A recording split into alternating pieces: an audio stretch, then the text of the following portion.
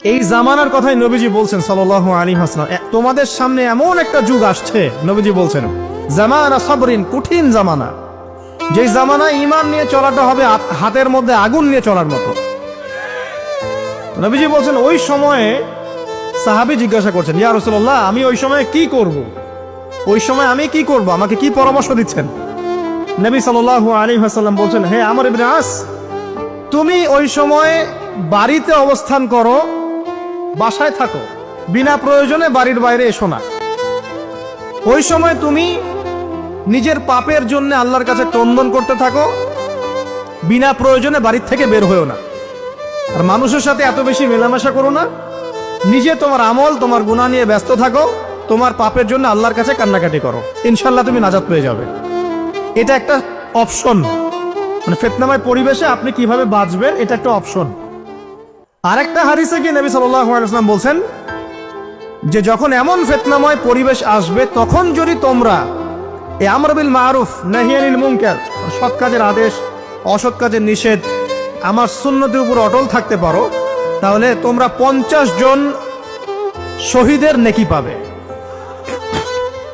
সাহাবায়ে কেরাম বলছেন, ইয়া রাসূলুল্লাহ, আমিনহুম আও মিন্না, তাদের মধ্যে 50 জন নাকি আমাদের মধ্যে 50 জন শহীদ?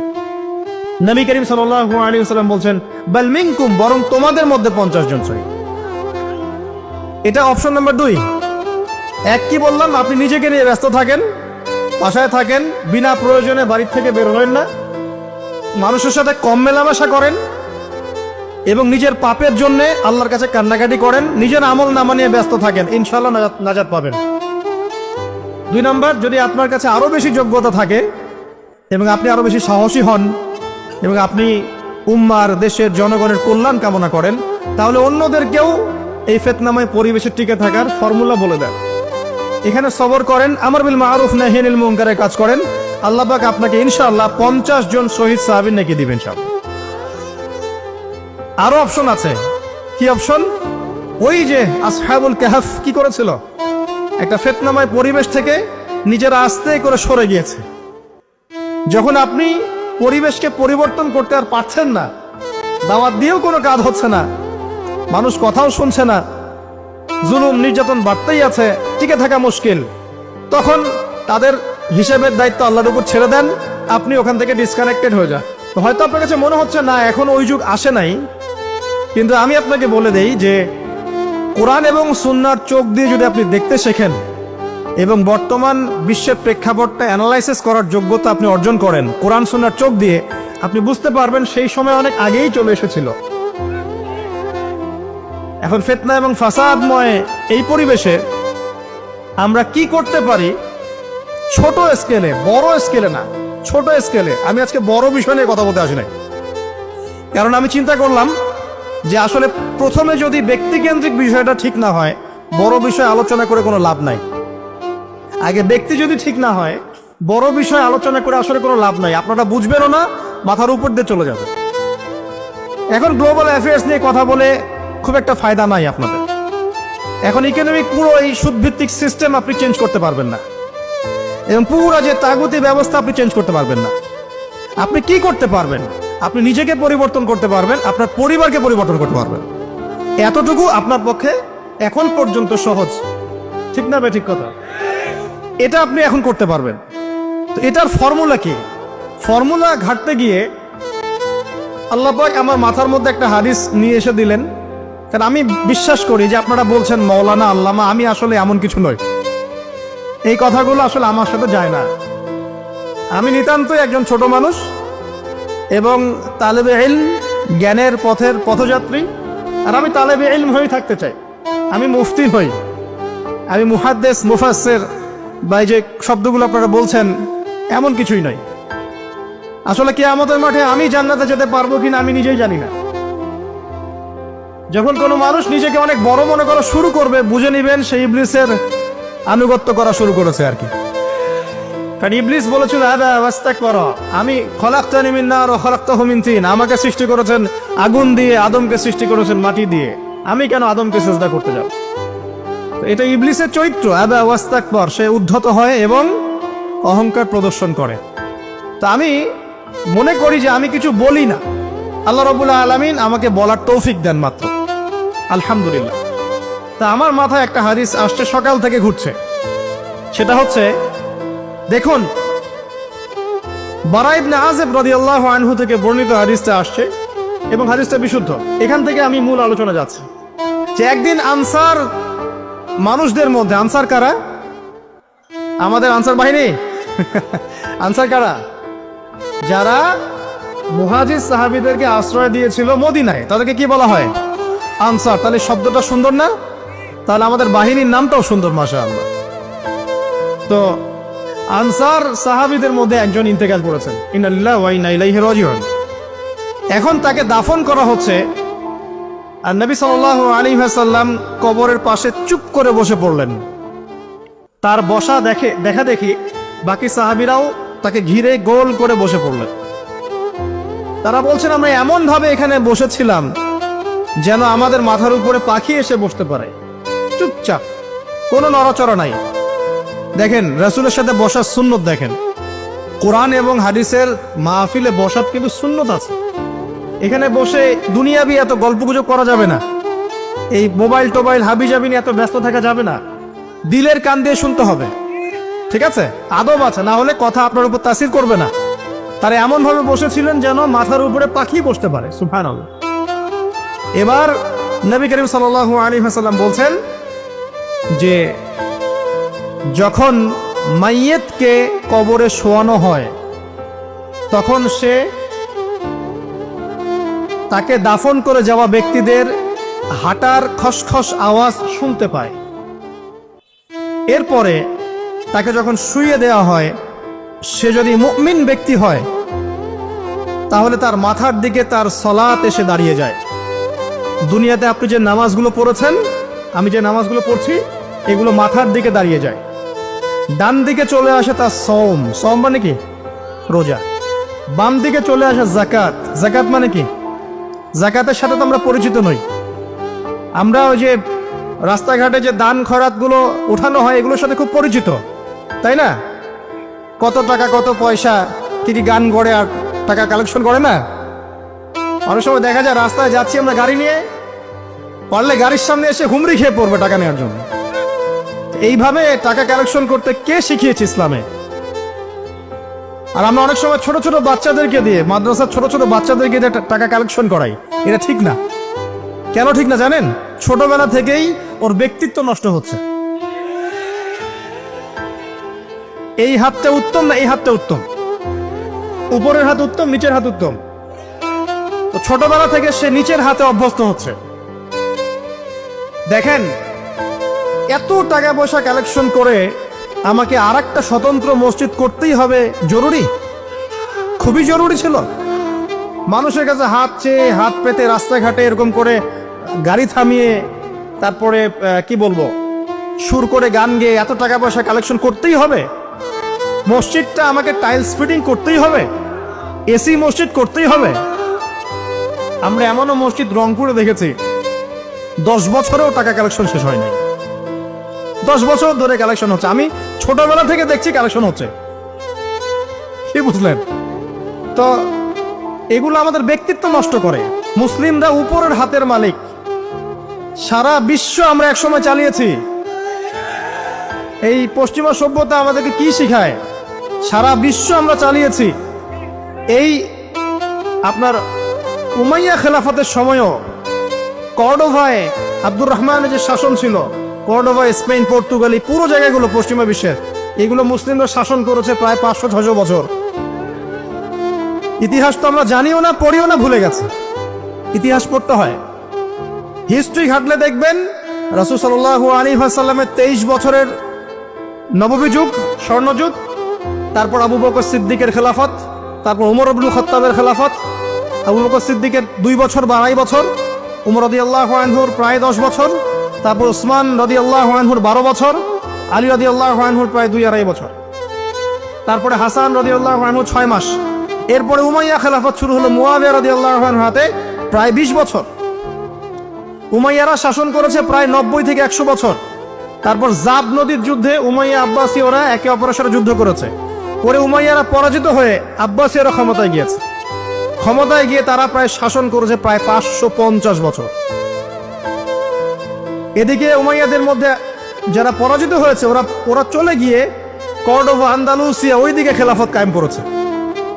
তারপরে আবার এদিকে ফাতেমি খেলাফত ছিল, উসমানীয় খেলাফত ছিল, তারপরে মিশরে তুলুনি একটা রাজবংশ ছিল, আমাদের সাবকন্টিনেন্টে মোগলরা ছিল, সারা বিশ্বে আমরাই ছিলাম। ইতিহাস তো ভুলে গেছে। তা আমরা সবসময় উপরের হাত ছিলাম, উপরের হাত আমরা দিতাম, মানুষ নিত। আর এখন কি হয়েছে? আমরা এখানে আমরা চাই, মানুষ দেয়। আর ওরা কি এমনি দেয়? ওরা চড়া সুদ দিবে না? ওয়ার্ল্ড ব্যাংকে যান লোন নিতে, চড়া সুদ। আর এই সুদ শোধ করতে গিয়ে বিভিন্ন দেশ শ্রীলঙ্কা হয়ে যাচ্ছে। সুদ তো শোধ করতে হবে, এমনি তো আপনাকে আর এগুলো দিবে না।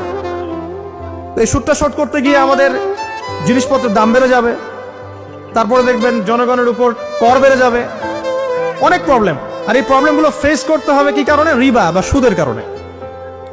তো এই যে বলছি, দেখেন ছোটবেলা থেকেই যে আমরা নিচের হাতে অভ্যস্ত হচ্ছি, এটা ত্যাগ করতে হবে। ব্যক্তিত্বের পরিচয় দেন। এত টাকা পয়সা চেয়ে প্রতিষ্ঠান করার দরকার নাই। আমার জমি আছে 1 বিঘা, আমি প্রতিষ্ঠান করবো ইনশাআল্লাহ। আপনার 2 বিঘা আপনি করেন, যার সামর্থ্য আছে সে করবে, সামর্থ্য নেই করার দরকার নাই। আর একটা মসজিদ যদি কবুল হয়, একটা মসজিদ একটা জেলার জন্য যথেষ্ট।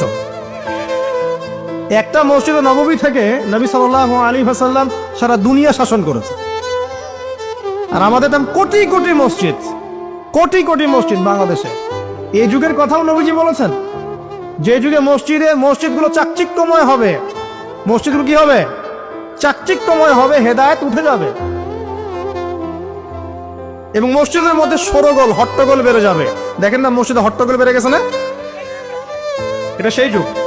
তো যেটা বলছিলাম প্রিয় ভাইরা, যে নিচের হাতে অভ্যস্ত না, উপরের হাতে অভ্যস্ত হতে হবে।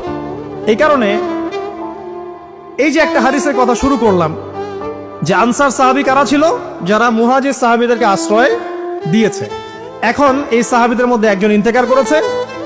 তার লাশ যখন রাখা হচ্ছে, তখন নবীজি বলছেন, মাথার দিকে মাইয়েতের আসে কি? সলাত। সলাত মানে কি? নামাজ। 5 ওয়াক্ত নামাজ আজকে থেকে ছাড়বেন? ওয়াদা করেন আজকে থেকে 5 ওয়াক্ত নামাজ ছাড়বো না ইনশাআল্লাহ। একটা হাদিস খালি বলি, মান তারাকা সালাতান মুতাআম্মিদান ফাকাদ কাফারা, মান তারাকা সালাতান মুতাআম্মিদান ফাকাদ কাফারা। আবার শোনেন, قال رسول الله صلى الله عليه وسلم من ترك صلاة متعمدا فقد كفر। আর মুয়াজ বিন জাবাল রাদিয়াল্লাহু আনহু কে নবীজি বলেছেন, মান তারাকা সালাতা মুতাআম্মিদান ফাকাদ বারিয়াত মিন জিম্মাতিল্লাহ। যে ব্যক্তি নিজের উপর ফরজ নামাজ ছেড়ে দিল, সে কুফরি করলো। মুয়াজ বিন জাবালকে নবী সাল্লাল্লাহু আলাইহি ওয়াসাল্লাম বলছেন, যে ব্যক্তি ফরজ নামাজ ইচ্ছা করে ছেড়ে দিল, সে ব্যক্তি আল্লাহর জিম্মা থেকে মুক্ত হয়ে গেল। নামাজ ছাড়বেন প্রিয় ভাই? 5 ওয়াক্ত নামাজ জামাতের সাথে ইনশাআল্লাহ। এই যাকাতই হচ্ছে আপনার ইসলামিক অর্থনীতির মূল ভিত্তি। কিভাবে জানেন? ব্যবসা এবং যাকাত এটা কি করে? এটা একটা মার্কেটের মধ্যে সম্পদ ঘুরতে থাকে। আমি বুঝাচ্ছি আপনাকে। মনে করেন আপনি ব্যবসা করছেন এবং যাকাত দিচ্ছেন। যাকাত কারা দিবে? যারা যাকাতের নিসাব পরিমাণ সম্পত্তি রাখে, মানে কিছুটা ধনী তারা। তো তারা ব্যবসা করছে, মাশাআল্লাহ। ব্যবসা যখন করে, ব্যবসায় কি থাকে? লাভ থাকে, লস থাকে, লাভ থাকে, লস থাকে। লাভও হতে পারে আপনার, লসও হতে পারে। আর সুদে কি? শুধু লাভ, লস আছে, লস নাই। পার্থক্য বোঝেন। এখন ব্যবসা যখন আপনি করবেন, এই টাকা বা মূল যে ক্যাপিটাল যেটা বলে অর্থনীতির ভাষায়, এটা মার্কেটের মধ্যে সার্কুলেট করতে থাকবে। আজকে আপনি ধনী, লাভ করেছেন, কালকে লস করবেন, এই ধন আরেকজনের হাতে চলে যাবে। সে আবার ব্যবসা করছে, সে লাভ করলে সম্পদ তার হাতে থাকলো, লস করলে আরেকজনের হাতে। মানে এই মানিটা, ক্যাপিটাল যেটা, এটা মার্কেটের মধ্যে ঘুরতে থাকে। আজকে কেউ ধনী, কালকে কেউ ধনী, আজকে কেউ ফকির, কালকে কেউ ধনী, এভাবে। এখানে আল্লাহ পাক যাকে ইচ্ছা হয় ধন দেন, যাকে ইচ্ছা হয় দরিদ্র করেন। এটা আল্লাহ পাক নিয়ন্ত্রণ করেন। আবার এর মধ্যে যারা ধনী হবে তারা আবার যাকাত দিবে। কাকে যাকাত দিবে? যে গরিব তাকে। এই কারণে অর্থনৈতিক সাম্য থাকবে এবং টাকা, ক্যাপিটাল মার্কেটে সার্কুলেট করতে থাকবে। এটা হচ্ছে ইসলামিক ইকোনমিক্স। বুঝাতে পারছি না মনে হয়। আর রিবায় কি হবে? রিবায় কোনো লসের চান্স নাই। মানে এখানে ধনী আরো ধনী হতে থাকবে, গরিব আরো গরিব হতে থাকবে, প্লাস জাকাতও দিবে না। তখন সমাজের একটা অংশ অনেক ধনী হবে, আরেকটা অংশ একদম মাটিতে পড়ে যাবে, কোনো ব্যালেন্স হবে না। এই কারণে বিশ্বের একটা অংশ, ওই বিশ্বের একটা বড় অংশ যারা সুদখোর, যেখান থেকে সুদ এসেছে, ওইটা আস্তে আস্তে ধনী হয়ে গেছে এবং বিশ্বের বহু কান্ট্রি আস্তে আস্তে দারিদ্র্য সীমার নিচে চলে আসছে। এটা শুধু ব্যক্তির ক্ষেত্রেই নয়, এটা সমাজের ক্ষেত্রেই নয়, পুরো বিশ্বটা হচ্ছে। তো এই হলো রিবা এবং ব্যবসা ভিত্তিক জাকাত ভিত্তিক ইকোনমিক সিস্টেমের পার্থক্য, বেসিক ডিফারেন্স। রিবার মধ্যে আল্লাহ পাক তার হাত উঠিয়ে নেন, আল্লাহ পাক সেখানে আর ইন্টারফেয়ার করেন না। ঠিক আছে, সুদ খাচ্ছ, তুমি তোমার মতো চলো এখন। আর ব্যবসা ভিত্তিক ইকোনমিক্স চললে আল্লাহ পাক সেখানে কাউকে ধন দিবেন, কারো কাছ থেকে নিবেন। আপনার ধন নিয়ে আমাকে দিবেন, আমার ধন নিয়ে আপনাকে দিবেন। আর আমি যদি ধনী হই, আমি আমার জাকাত দিব, সেই জাকাতের টাকা আবার আপনার হাতে যাবে, কেউ না খেয়ে মরবে না। তো সামনে এই যে বলা হচ্ছে 2023 সাল, শুধু 23 সাল না, আমার অবজারভেশন 2026-27 পর্যন্ত একটা অর্থনৈতিক মন্দা চলতে পারে। বলবে কিছু কিছু লোক যে ভবিষ্যৎবাণী করতে যাওয়ার, এটা ভবিষ্যৎবাণী নয়। আপনি বর্তমান সম্পর্কে খবর রাখেন না বলেই বর্তমানকে আপনার ভবিষ্যৎ মনে হচ্ছে। আমাদের অনারেবল মিনিস্টার যারা আছেন ওদেরকে জিজ্ঞাসা করেন, তাদেরকে জিজ্ঞাসা করেন, তারাও বলছেন যে 2023 সাল থেকে 26 সাল খাদ্য মন্দার মধ্যে যাবে। দেখেন নাই, তারা এই কথা বলছেন কারণ তারা বুঝতে পারছেন ওয়ার্ল্ডের অবস্থা ভালো না। এখানে একটা সলিউশন বলছে, ইচ্ছা হলে আপনি গ্রহণ করতে পারেন, ইচ্ছা হলে নাও করতে পারেন। আমার তো চাপিয়ে দেওয়ার কোনো ক্ষমতা নাই। ফাযাক্কির ইন্নামা আনতা মুযাক্কির, আপনি শুধু উপদেশদাতা। লাস্তা আলাইহিম বিমুসাইতির, আপনি কারো প্রতি দারোগা নন। কি উপদেশ? এই যে জাকাত, যেটা জাকাত, আমাদের জাকাত যেটা আছে, এটাকে একটু বড় পরিসরে কালেক্ট করার চেষ্টা করতে হবে। করে যদি আমরা সুষ্ঠু বন্টন করতে পারি গরিবদের মাঝখানে, ইনশাআল্লাহ কেউ খাদ্য অভাবে মারা যাবে না ইনশাআল্লাহ। আল্লাহ পাক আমাদেরকে বোঝার তৌফিক দান করুন। এর পাশাপাশি তারা যেটা বলেছেন, ইকোনমিক সেকশনের লিডার যারা আছে তারা যেটা বলছেন এটা ঠিক বলছেন। তারা বলছেন কৃষিভিত্তিক অর্থনীতির কথা বলছেন, এটার সাথে আমি 100% একমত। কারণ আল্লাহ পাকের কোরআন, এই কোরআনের মধ্যে বেশিরভাগ যে অর্থনীতির কথা এসেছে তা হচ্ছে কৃষিভিত্তিক অর্থনীতি। এটা কি জানেন? হয়তো জানেন না।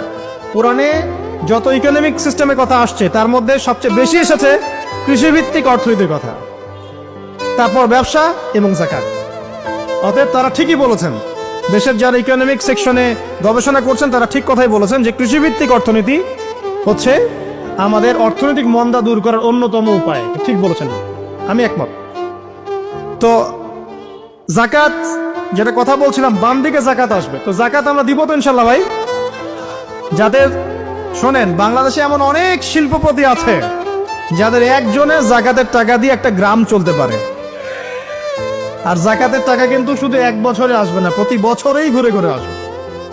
মনে করেন যে আপনাদের এলাকার মধ্যে অনেক বিত্তশালী আছেন, আমি দোয়া করি মন থেকে আল্লাহ পাক বিত্তশালীদের অন্তরটাকে নরম করে দিক এবং ওসমান রাদিয়াল্লাহু আনহুর মতো দানশীল করে দিক। আমরা দোয়া করি, আমরা কারো খারাপ চাবো, সবার জন্য হেদায়েতের দোয়া করব। টাকা থাকতে তো সমস্যা নাই, কিন্তু টাকা থেকে যদি উসমান রাদিয়াল্লাহু আনহু হতে না পারলাম তাহলে সমস্যা। টাকা থাকতে কোনো সমস্যা নাই, ধন আপনাকে আল্লাহ দিতেই পারে। এই ধনটাকে উসমান গনি রাদিয়াল্লাহু আনহুর মতো আল্লাহর পথে বিতরণ করে দেন, ইনশাআল্লাহ আল্লাহ পাক আপনাকে জান্নাতুল ফেরদৌস দান করবেন। তো অনুরোধ থাকবে, দেখেন, আপনারা যদি একটা এলাকার জাকাত কালেক্ট করতে পারেন, মনে করেন কথার কথা এখানে কিছু মেয়ে আছে যারা খারাপ পথে পা বাড়িয়েছে, আমার কথা বুঝতে পারছেন? আচ্ছা, এরকম পল্লী অনেক জায়গায় আছে না? এক বছরের জাকাতের টাকা দিয়ে সমস্ত যৌনপল্লীর মেয়েদেরকে কাজ দেয়া সম্ভব, কর্মে আনা সম্ভব। ওদেরকে কাজের ব্যবস্থা করে দেন, ওরা কখনোই এই সেক্স ওয়ার্কারের কাজ করবে না ইনশাআল্লাহ। কোনো মেয়েই এই কাজ করতে চায় না, আমার মতো। কোনো মেয়েই চায় না যে ইজ্জত বিক্রি করে খাবো, কোনো মেয়ে চাবে? কখনো চাবে না। ওকে আপনি ভালো কাজের ব্যবস্থা করে দেন এই জাকাতের টাকা দিয়ে, দেখবেন ইনশাআল্লাহ সে ওই খারাপ পথ ছেড়ে দিয়েছে। অনেক দেখবেন দরিদ্র মানুষ আছে যে পড়াশোনা করার কোনো সুযোগ নাই, টাকা পয়সা নাই, পড়াশোনা করতে চায় কিন্তু টাকা পয়সা নাই, দিনের জ্ঞান অর্জন করতে চায়, দেশকে কিছু দিতে চায়, টাকা নাই। তাকে আমরা হেল্প করতে পারি না? পারি। অনেক মানুষ আছে মাদক দ্রব্য বিক্রি করছে, তাকে বুঝান, দিনের হেদায়েত দেন যে ভাই আমি তোমাকে আরো ভালো চাকরি দিব, ভালো ব্যবসা দিব, তুমি ছাড়বা কিনা? বলবো আমি ছেড়ে দেবো ইনশাআল্লাহ। বুঝালে ছেড়ে দেবে ইনশাআল্লাহ। এই যে মেগা প্রজেক্ট যেটা কথা বলি আমরা, আত্ম উন্নয়নমূলক বলেন, যুব উন্নয়নমূলক বলেন, বা কান্ট্রি ডেভেলপমেন্টের কথা বলেন, এখানে জাকাত একটা বড় শক্তি হতে পারে। তবে এটাকে সুষ্ঠুভাবে কালেক্ট করতে হবে এবং জাকাতের যে 8টা খাত আছে এই খাতগুলোতে সুষ্ঠুভাবে বন্টন করতে হবে। অমুসলিমদেরকেও জাকাত দেওয়া যায়, জানেন? অমুসলিম যদি কেউ থাকে, দরিদ্র, তাকেও জাকাত দিয়ে সহযোগিতা করা যায়। আমরা সহযোগিতা করি না বলেই তো ওই যে পশ্চিম থেকে লোকজন এসে সহযোগিতা করে খ্রিস্টান বানাচ্ছে এখন সবাইকে। আরো বাড়বে দিন দিন, দেখেন। আমরা তো সহযোগিতা করছি না। আপনার পাশে আপনার প্রতিবেশী না খেয়ে মারা যাচ্ছে, আপনি যাচ্ছেন না। এখন তো অন্য কেউ এসে যদি সাপোর্ট করে, ও তো তার দলেই ভিড়বে তখন। স্বাভাবিক, এটাই হচ্ছে এখন। আল্লাহ বোঝার তৌফিক দান করুক আমাদেরকে।